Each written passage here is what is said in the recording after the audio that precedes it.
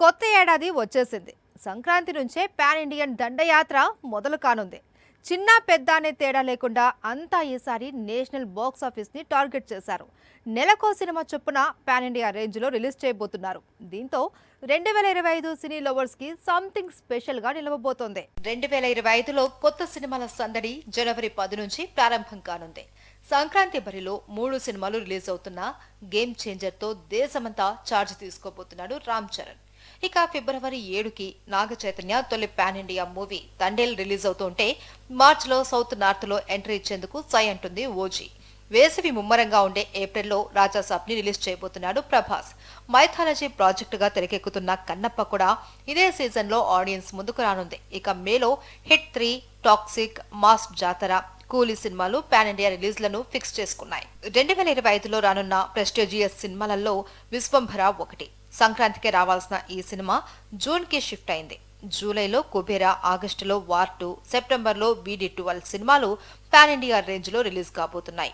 October 2కి కాంతారా 2 విడుదల fix చేసుకుంటే నవంబర్లో విజయ 69, డిసెంబర్లో ప్రభాస్, ఫౌజీ సినిమా ఆడియన్స్ ముందుకు రాబోతున్నాయి. మొత్తానికి 2025లో నెలకొక పాన్ ఇండియా సినిమా చొప్పున క్రేజీ ప్రాజెక్ట్స్ ఆడియన్స్ ముందుకు రాబోతున్నాయి. టాలీవుడ్ లో మిడ్ రేంజ్ మ్యూజిక్ డైరెక్టర్స్ చాలా మందే ఉన్నారు. మంచి ఆల్బమ్స్ ఇస్తున్నారు. కానీ నెక్స్ట్ రేంజ్ కి చేరడం లేదు. అయితే రీసెంట్ గా ఈ బారియర్ ని క్రాస్ చేశాడు ఓ యంగ్ మ్యూజిక్ డైరెక్టర్. చిన్న సినిమా అయినా పాటతో పెద్ద హిట్ చేస్తున్నాడు. టాప్ మ్యూజిక్ డైరెక్టర్లకు తనేమీ తక్కువ కాదు అని నిరూపిస్తున్నాడు. టాలీవుడ్ మ్యూజిక్ డైరెక్టర్ భీమ్స్ సిసిరోలియో వరుస విజయాలతో ఫుల్ జోష్ లో ఉన్నాడు. ధమాకా, బలగం, మ్యాడ్, టెలిస్క్వైర్ ఇలా తన నుంచి వచ్చిన ప్రతి ప్రాజెక్ట్ మ్యూజికల్ హిట్టే.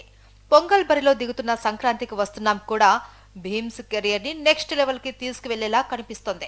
వెంకటేష్, అనిల్ రావుపుడి కాంబోలో వస్తున్న హ్యాట్రిక్ మూవీ సంక్రాంతికి వస్తున్నాం. గతంలో వచ్చిన F2, F3కి దేవిశ్రీ ప్రసాద్ మ్యూజిక్ ఇచ్చాడు.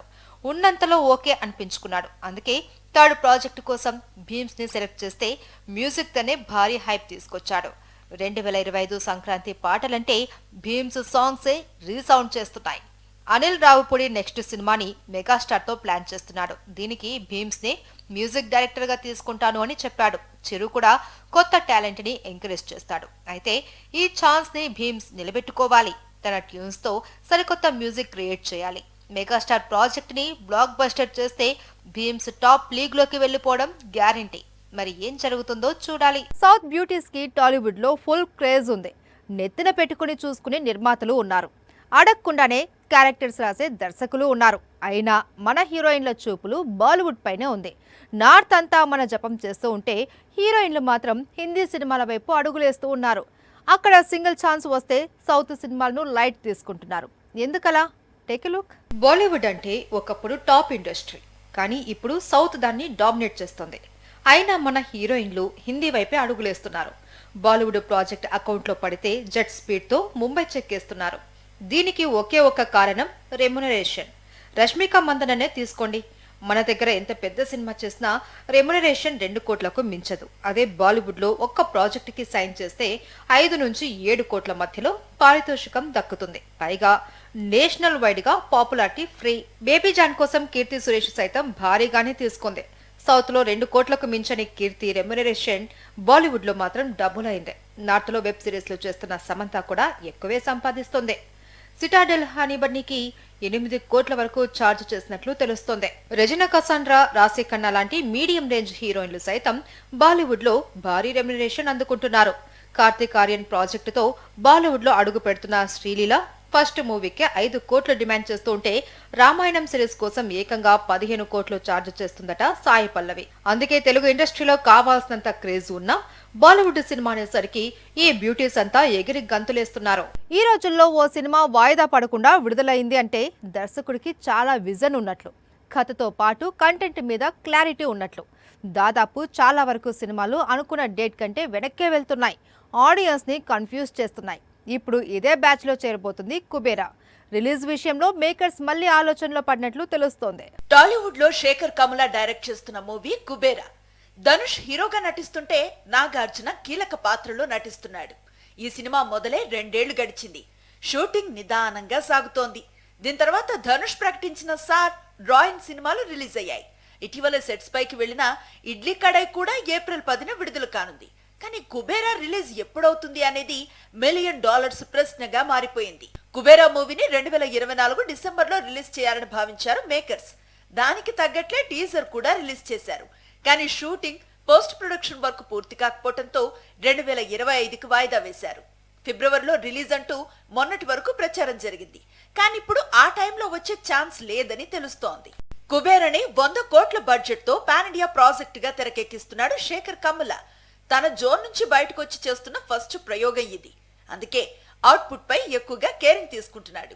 షూటింగ్ 90% కంప్లీట్ అయినా కొన్ని సీన్స్ కి రీషూట్ ప్లాన్ చేసినట్లుగా తెలుస్తోంది. అందుకే రిలీజ్ ని ఫిబ్రవరి నుంచి జూన్ కి షిఫ్ట్ చేసే ఆలోచనలో మేకర్స్ ఉన్నట్లుగా తెలుస్తోంది. త్వరలో దీనిపై యూనిట్ క్లారిటీ ఇవ్వనుంది. సౌత్ లో ట్రెండ్ మారింది. హీరోల క్రేజ్ పెరిగే కొద్దీ సినిమాలు చేసే స్పీడ్ తగ్గుతుంది. ఏడాదికి ఒక పాన్ ఇండియా మూవీ రిలీజ్ చేస్తే గొప్ప అన్న పరిస్థితి ఏర్పడింది. కానీ ఈ విషయంలో తన రూటే సెపరేట్ అంటున్నాడు ఓ మలువుడ్ హీరో. వరుసగా 2 బ్లాక్ బస్టర్స్ కొట్టిన తను ఇప్పుడు ఒకేసారి 2 సినిమాలను లైనప్ చేశాడు. లక్కీ భాస్కర్ తో బ్లాక్ బస్టర్ హిట్ కొట్టాడు దుల్కర్ సల్మాన్. అంతకుముందు సీతారామంతో సూపర్ హిట్ ని తన అకౌంట్ లో వేసుకున్నాడు. వరుసగా 2 సినిమాలు హిట్ అవడంతో టాలీవుడ్ లో తనకు డిమాండ్ పెరిగింది. ఇదే విషయాన్ని గమనించిన ఈ మల్లువుడ్ హీరో ఇప్పుడు ఒకేసారి 2 పాన్ ఇండియా సినిమాలు చేయడానికి గ్రీన్ సిగ్నల్ ఇచ్చాడు. దుల్కర్ ప్రెజెంట్ సెల్వమణి సెల్వరాజ్ డైరెక్షన్ లో కాంతా మూవీలో చేస్తున్నాడు. రానా కీలక పాత్రలో నటిస్తున్న ఈ ప్రాజెక్ట్ లో భాగ్యశ్రీ బోర్సే హీరోయిన్. డిసెంబర్ లో షూటింగ్ స్టార్ట్ చేసిన యూనిట్ ఇప్పటికే 2 షెడ్యూల్స్ ని ఫినిష్ చేసేసింది. త్వరలో కొత్త షెడ్యూల్ ని స్టార్ట్ చేయనుంది. ఇందులో దుల్కర్ రానాపై వచ్చే సీన్స్ ని షూట్ చేయనున్నాడు డైరెక్టర్. కాంతా సెట్స్ పై ఉన్నప్పుడే పవన్ సాధినేని కథకి ఓకే చేసేశాడు దుల్కర్ సల్మాన్. వైజయంతి మూవీస్, గీతా ఆర్ట్స్ సంయుక్తంగా నిర్మించే ఈ ప్రాజెక్ట్ కి ఆకాశంలో ఒక తార అనే టైటిల్ ని ఫిక్స్ చేశారు. ఫిబ్రవరిలో ఈ సినిమా సెట్స్ పైకి వెళ్లనుంది. దుల్కర్ మున్పెన్నడూ కనిపించిన విధంగా విభిన్నమైన పాత్రలో నటించబోతున్నాడు. ఇందులో దుల్కర్ కి జోడిగా సాయి పల్లవి యాక్ట్ చేయనుంది. పాన్ ఇండియా రేంజ్ లో తెరకెక్కుతున్న ఈ 2 సినిమాలు 2025లో షార్ట్ గ్యాప్ లో ఆడియన్స్ ముందుకు రానున్నాయి.